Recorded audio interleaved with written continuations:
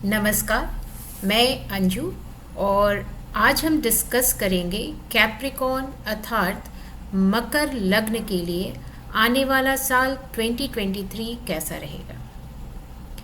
साल की शुरुआत में ही 17 जनवरी को सैटर्न ट्रांजिट होकर आपके सेकंड हाउस में चला जाएगा, जहां एक्वेरियस साइन है और एक्वेरियस साइन सैटर्न का मूल त्रिकोण साइन है।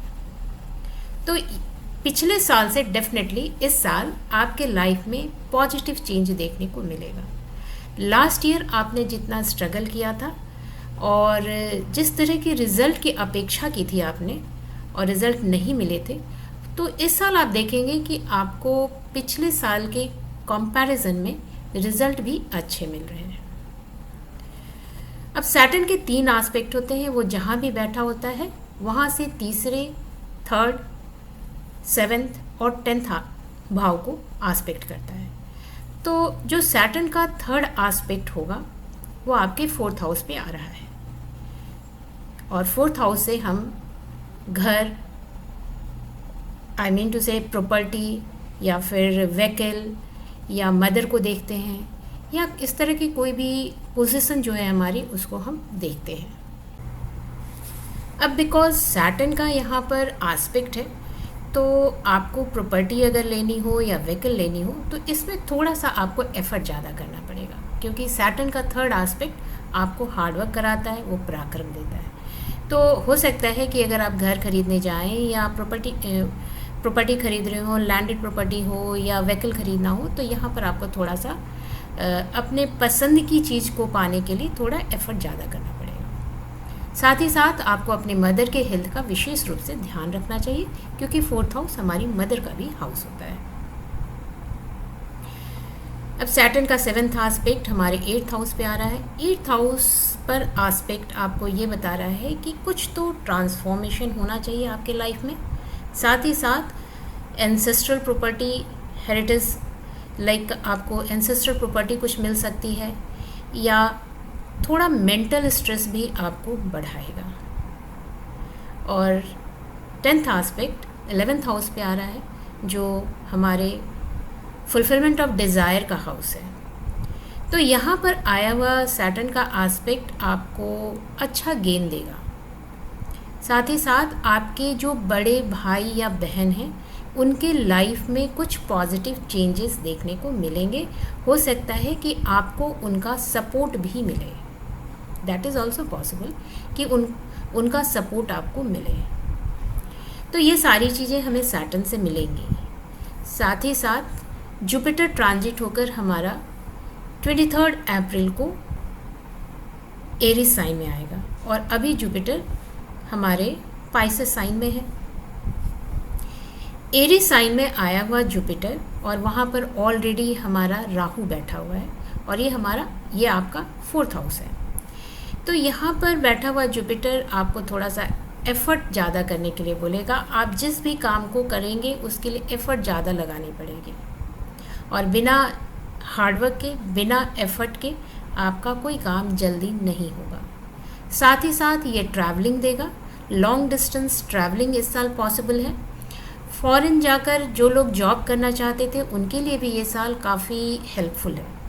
तो पॉसिबल है कि आप जो लोग खोज रहे थे कि उनको बाहर की कोई जॉब चाहिए वो हो सकती है, या जो लोग बिज़नेस में हैं और चाह रहे थे कि कुछ फॉरेन का कॉन्ट्रैक्ट मिले तो उनके लिए भी ये साल अच्छा है।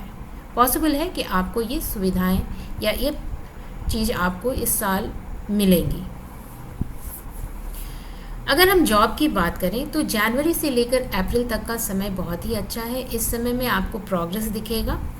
ऑल्दो कि सैटर्न आपको यह इंडिकेट कर रहा है कि आपको अपने अंदर में या वर्क स्टाइल में थोड़ा रिफॉर्म करने की ज़रूरत है। आप जिस ढंग से काम करते हैं उस ढंग में कुछ चेंजेस लाने की ज़रूरत है। फिर भी आपका हार्डवर्क आपको इस साल पे करेगा। जनवरी से अप्रैल के बीच में पॉसिबल है कि आपको प्रमोशन भी हो और आपको प्रॉफिट भी हो। मई से लेकर अक्टूबर का समय थोड़ा सा टफ है। इस समय में आपको थोड़ा सा ध्यान रखना चाहिए और back biting is also possible. हो सकता है कि आपका ही कोई एम्प्लॉई या आपका ही कोई स्टाफ आपसे जेलस फील करके आपको परेशानी में डाल सकता है, तो इन सभी चीज़ों का ध्यान रखें। November and December is again good time, तो इस समय में आपको गेन अच्छी मिलेगी। बट हाँ, जो प्लैनेट की पोजीशन है, एक एज़ पर दैट अगर मैं कहूँ तो जो लोग भी जिस भी काम से जुड़े हुए हैं वहाँ पर उनके वर्क स्टाइल में उनको थोड़ा सा चेंज करने की ज़रूरत है। अपने अंदर वर्किंग स्टाइल, वर्किंग कल्चर में थोड़ा सा रिफॉर्म लाने की ज़रूरत है। पॉसिबल है कि अगर आपके हॉरोस्कोप में सैटर्न की पोजीशन, जुपिटर की पोजीशन काफ़ी अच्छी है, तो आप बिल्कुल स्विच ओवर कर सकते हैं, जो बिल्कुल ही नया फील्ड हो आपके वर्क से रिलेटेड या उस तरह का ही हो लेकिन बिल्कुल नया हो, तो वैसे जगह में स्विच ओवर भी पॉसिबल है। जिनका बिजनेस है वो अपने बिजनेस को एक्सपैंड भी कर सकते हैं। तो overall job point of view से ये साल आपका अच्छा है। बीच के 3-4 महीने जो हैं वो थोड़े टफ हैं, तो उसको आप अगर शांति से निकाल दें, पेशेंस के साथ निकाल दें, तो फिर आगे कोई प्रॉब्लम नहीं आएगी। लव लाइफ की अगर हम बात करें तो जनवरी टू अप्रैल काफ़ी अच्छा है, और मई से लेकर अक्टूबर तक आपको अपने रिश्ते में ध्यान देने की ज़रूरत है, वहाँ वर्क करने की ज़रूरत है। आपको बातचीत करके रिश्तों के बीच में एक अच्छा डेवलपमेंट करना चाहिए, जिससे कि उसमें कोई प्रॉब्लम नहीं आ सके। अगर आपने ये 3-4 महीने अच्छे से निकाले तो फिर बाद का समय नवंबर दिसंबर अच्छा है। जो लोग शादी करना चाहते हैं उनकी शादी हो सकती है, और जिनको कोई अभी तक लाइफ पार्टनर नहीं मिला है उनको हो सकता है कि अपने लाइफ में किसी की एंट्री दिखाई देगी। जो अगर अब स्टूडेंट की बात की जाए तो जो स्टूडेंट हैं उनके लिए भी जनवरी टू अप्रैल का समय बहुत ही अच्छा है, और अप्रैल के बाद से थोड़ा सा आपको लक की बजाय अपने एफ़र्ट पर भरोसा रखना चाहिए। अगर आपने जिस सब्जेक्ट की पढ़ाई कर रहे हो आप उस पर अगर हार्डवर्क ज़्यादा किया है तो कोई प्रॉब्लम नहीं है, लेकिन चांसेस है कि इस समय में आपका फोकस अपनी पढ़ाई से हटेगा। इस बीच में मई से लेकर अक्टूबर के बीच में फोकस आपकी पढ़ाई से हटेगी, या आप ऐसे किसी लोगों से मिलेंगे जिनके साथ रह करके आप मस्ती ज़्यादा करें और पढ़ाई कम करें। तो इन सभी बातों का ध्यान रखें तो डेफिनेटली कोई प्रॉब्लम नहीं आएगी। फाइनेंस के दृष्टिकोण से ये पूरे साल में आपको जनवरी से अप्रैल में बहुत सारी अपॉर्चुनिटी मिलेंगी और अच्छा गेन है। मई से लेकर अक्टूबर के बीच में थोड़ा सा लो प्रोफाइल चलेगा, फिर भी बीच बीच में आपको 2-3 मौके मिलेंगे जहाँ की आप गेन कर सकते हैं। उस अपॉर्चुनिटी को समझ के उसे ग्रैब करने की कोशिश करें। फिर नवंबर और दिसंबर का समय अच्छा है, कोई प्रॉब्लम नहीं आएगी। तो ओवरऑल अगर आप देखेंगे तो ये साल काफ़ी अच्छा है। हेल्थ पॉइंट ऑफ व्यू से अगर देखा जाए तो आपको स्टार्टिंग में फिफ्थ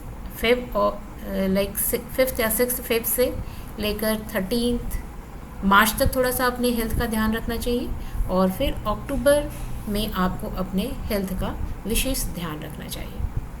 अदरवाइज़ ये पूरा मंथ अच्छा है। पिछले साल की अपेक्षा ये साल काफ़ी अच्छा है आपके लिए, और आपको काफ़ी रिलीफ भी फील होगा। लगेगा कि पिछले साल जितना आपने एफ़र्ट किया था उसके कुछ रिवार्ड्स डेफिनेटली आपको इस साल मिलेंगे। तो उम्मीद करती हूँ कि आपको जो अपॉर्चुनिटी मिलेगी उसका लाभ उठाएंगे और अपने आप को आगे बढ़ाएंगे। जिन जगहों पे हमें ध्यान रखने की ज़रूरत है उसका आप ध्यान भी रखेंगे और फिर उसे लेते हुए आगे बढ़ेंगे। अगर आप छोटी छोटी चीज़ों का ध्यान रख सकेंगे तो आपको इस साल कोई प्रॉब्लम नहीं आएगी। तो इस उम्मीद के साथ कि आपका आने वाला साल काफ़ी खुशियों से भरा हो, मैं विदा लेती हूँ। Happy new year 2023। Thank you.